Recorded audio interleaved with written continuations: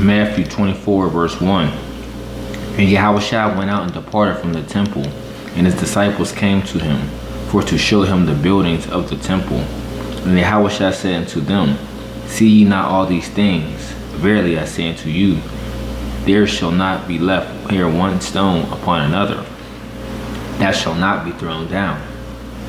And as he sat upon the Mount of Olives, the disciples came unto him privately, saying, Tell us, when shall these things be?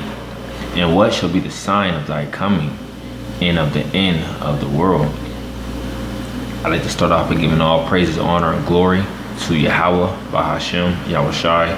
Double honors to my apostles and elders of Great Millstone.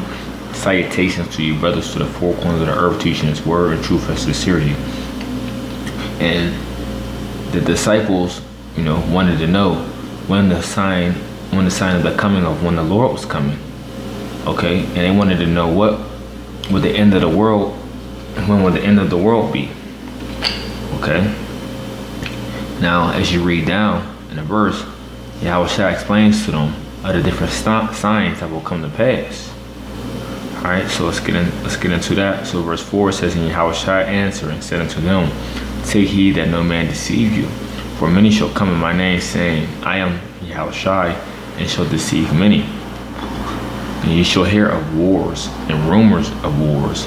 See that ye be not troubled, for all these things must come to pass, but the end is not yet. And as you can see today, what's going on in the world, okay, which they call, so-called 2017, you cut on your local news, or the news media, or any outlet, you hear of what? A lot of war games going on, okay? Now you have some that are little mini wars, and you have some that are just rumors of war, a whole bunch of war talks. And basically, this, was all supposed to come to pass as well, and really, once countries start doing different things, like crossing different borders and doing the different things that's showing aggression, different moves where they're doing acts of war, they're basically already in war. It's just not declared yet. Okay. So right now, what you see on a mass scale is we hear of the wars and the rumors of wars. Right? It says, see that ye be not troubled, for all these things must come to pass, but the end is not yet. So when we hear these different things, that we know about, we know that the end is not yet, okay? Because we know all that, must come to pass, it must take place first. Verse 7 says, For nation shall rise up against nation, and kingdom against kingdom. And there shall be famines and pestilence and earthquakes in diverse places. And that's what you have going on right now, okay? You have nation rising up against nation. And also, going into the race wars as well, this is what you see, and the main nation against nation that you're seeing come up against each other is who? The two main characters of this whole event. Who? Jacob and Esau. Okay? Jacob being the so-called Negroes, Latinos, and Native Americans of Negro and Indian descent, which you are the Israelite, and Esau being who? The so-called white man. All right? This is what you see, race wars is brewing up, okay? It says, And there shall be famines and pestilence and earthquakes in diverse places, and you have famines all throughout the, different places of the world right now. Hence, I'll give you one example. You got Venezuela, okay? Venezuela right now is in a famine to a point where they are committing cannibalism out in that country.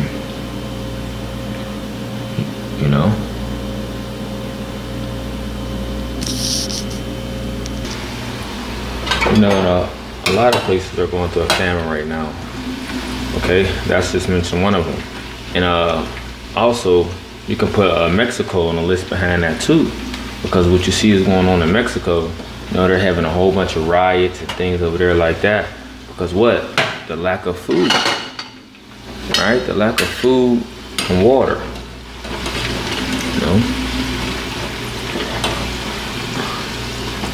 So it reads, it says, and pestilence and earthquakes in diverse places. Yep. And right now, you have earthquakes on a large scale than ever that there was before. Okay. High magnitudes and low magnitudes, which there are so many of them that if you have a earthquake scanner, you won't even be able to keep up with them. You got also certain places that's having earthquakes that never had earthquakes before 3 times a day. You know, but this is all said of what? The signs of the coming of the Lord. Okay. Verse 8, it says, all these are the beginning of sorrows. You know, all these are the beginning of sorrows. All these different things he said is just the beginning. Okay. Meaning what? There's a beginning. There's more to come. You know, ultimately what? The last plague, which is World War III, nuclear missiles. That's going to hit where? America, aka Babylon the Great. All right, in the land of Israel, to take the fake Jews out of our land. So I'll read verse 8 again. It says, all these are the beginning of sorrows. Okay, so now I want to touch on this part. Okay, right? So I'll read verse 3 again. It says, and as he sat upon the Mount of Olives, the disciples came unto him privately, saying, tell us, when shall these things be? And what shall be the sign of thy coming? And I just read a couple signs of the coming of the Lord. And it says, and of the end of the world. So what we one of these major signs that you'll see of the coming of the end of the world, or who will be ruling in a time before the end of the world. You know, and when it speaks of the end of the world, it's not speaking of the whole world, the whole earth vanishing away. Okay. And then also, when you want to go into this definition of the word world, it means what? It goes back to the Greek eon, okay, which means age and rulership. So you gotta wonder, you gotta ask yourself, well, who's ruling? And as you see, as the times of the end manifesting, who's ruling, and whose time period of ruling is about to be over? Which will be who? Esau, aka the so-called white man. All right, his world is about to be over. His rulership, his world. All right. So let's get 2 Ezra 6, verse 9, and back it up. I want to start at verse 7.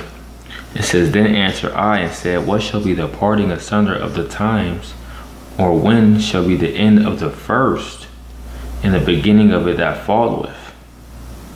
And he said unto me, from Abraham unto Isaac, and when Jacob and Esau were born of him, Jacob's hand held first the heel of Esau. For Esau is the end of the world, Esau being who? The Edomites, the so-called white man. That's their biblical nationality. And Jacob is the beginning of it that followeth. Jacob, okay, which later the name got changed to Israel. He's the progenitor of the 12 tribes of the nation of Israel. All right, being who? You so-called Negroes, Latinos, and Native Americans. So now let's read it, and now you'll know who to think of when I mention these names. For Esau is the end of the world, and Jacob is the beginning of it that followeth. You see? So that's the end of the world. Okay? The end of his rulership. And guess what? You look up that the definition, going back to the Greek of the word world in 2 Ezra 6 and 9 is also what? Eon, which meaning age and rulership. Now you know it's not talking about the end of the world where the whole world and the earth just vanishes away. It's speaking of a particular person's rulership. This is also how you put together that when it says the end of the world in Matthew 24 verse 3, you got to know who's ruling at that time and whose world is talking about ending. And it's talking about ending who? Esau, the so-called white man, Edom. Okay?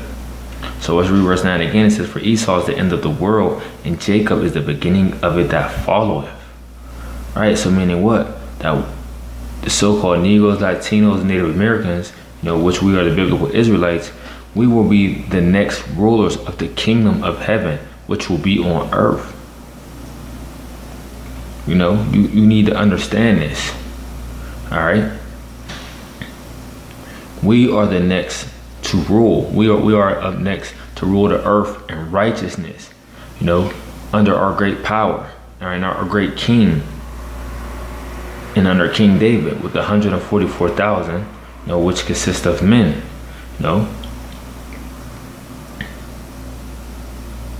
and we're going to rule this earth in complete righteousness. All right. Now, before I close out, I want to get this.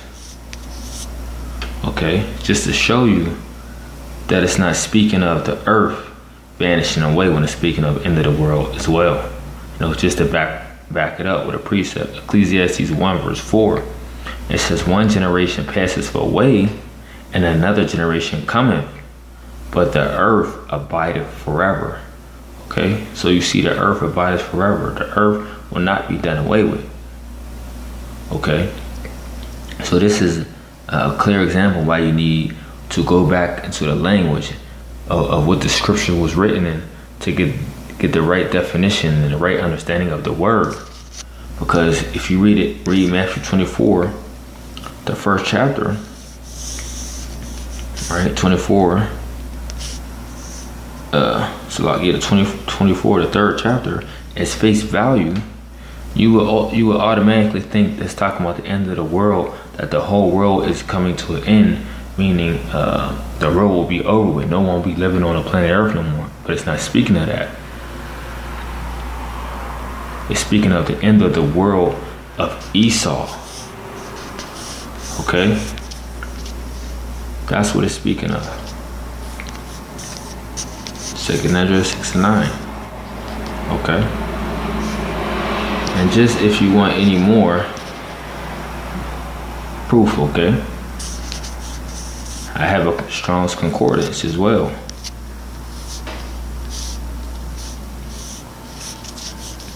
See, Matthew 24, verse 3. You see? In the Greek, it's eon, okay? Forever, an unbroken age, a perpetuity of time, eternity, the worlds, the universe. Her little point, verse 3, it says period of time and age. Okay? That's what it's speaking of. So, I just wanted to, bring that out. And that's about it. Hope this lesson was edifying.